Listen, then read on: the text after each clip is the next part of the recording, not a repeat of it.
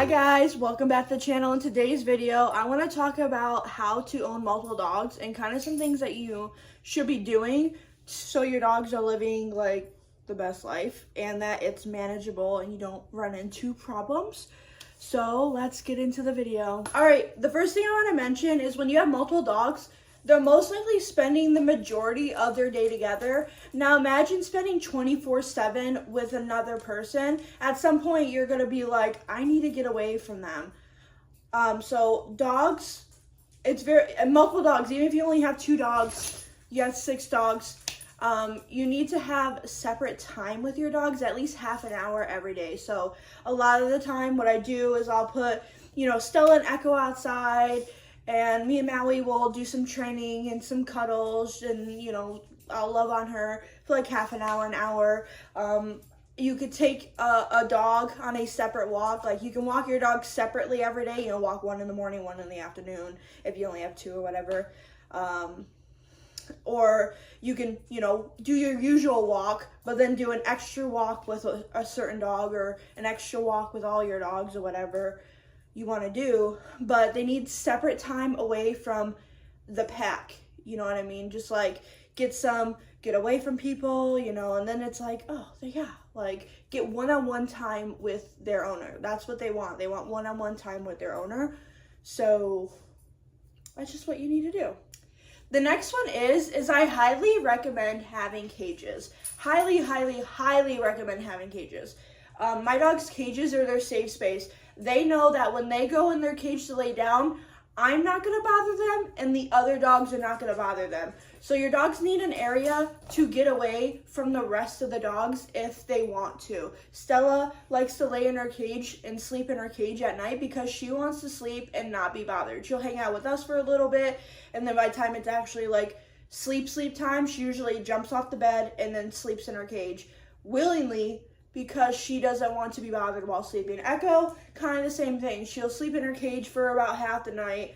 Maui's a different sort of breed. Maui just doesn't not like breed, but she likes to be around me 24/7. So she doesn't like to lay in a cage, or sometimes she might jump off the bed and take a nap on a dog bed, but she usually doesn't. That's why her cage is up higher, because she just doesn't really care. But let your dogs have somewhere that they can get away from the other dogs without being bothered, and get away from you without being bothered, because dogs need downtime by themselves. They like it. They like to spend time with you, but they also like to spend time alone for a little bit.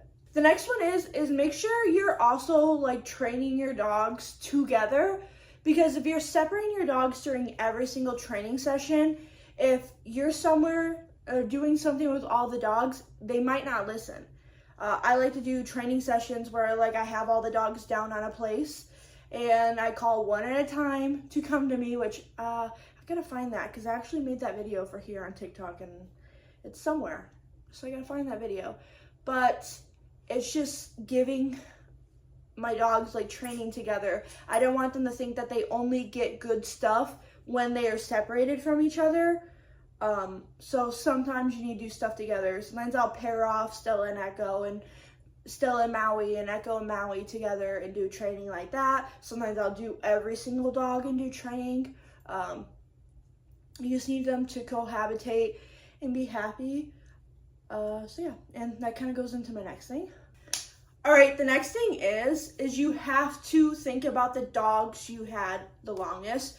So if you get a new dog and you do the training and stuff, do all the work, if they're not getting along with your dogs and you're doing all the training, you can't reasonably keep the dog.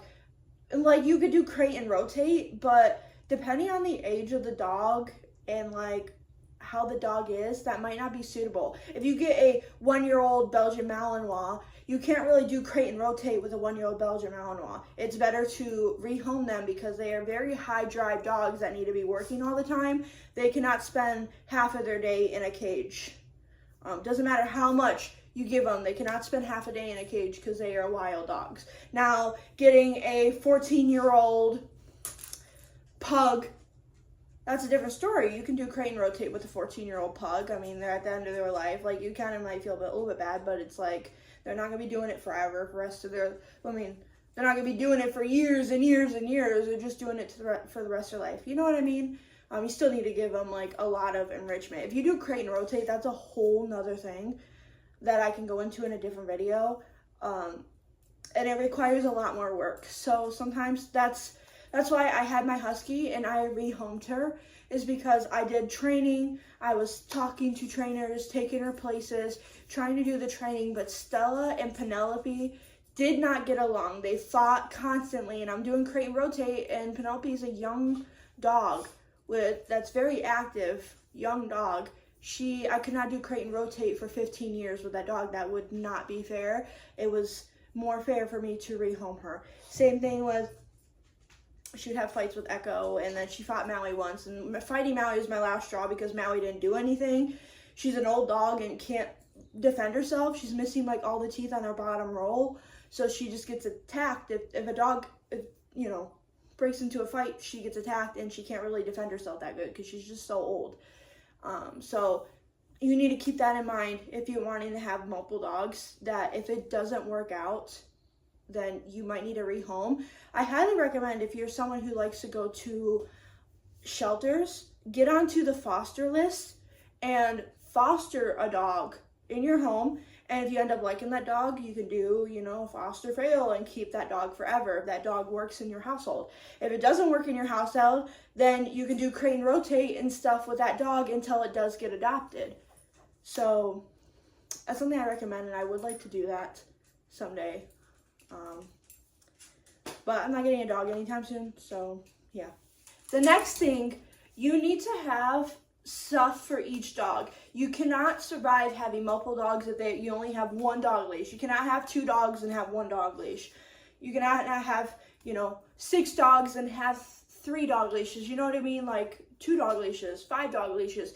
Every dog needs to have their own thing, their own collar, their own leash. Now they could share things, but you need to have one of everything for your dogs. They need to have, you know, you can have a bunch of toys. Like, don't just have one toy that all the dogs need to share. Have a lot of toys to choose from for the dogs. I like to switch out toys, so they'll play with some toys one week, and then the next week we'll get out different toys, the next week get out different toys, stuff like that. Every dog needs their own stuff. So, yeah. Alright guys, I know this was a super short video this week, but I just wanted to get some key points of having multiple dogs that you need to do. So yeah, I hope you guys liked the video. Please like and subscribe and share, comment, you know, all the good stuff. And I'll see you later. Bye.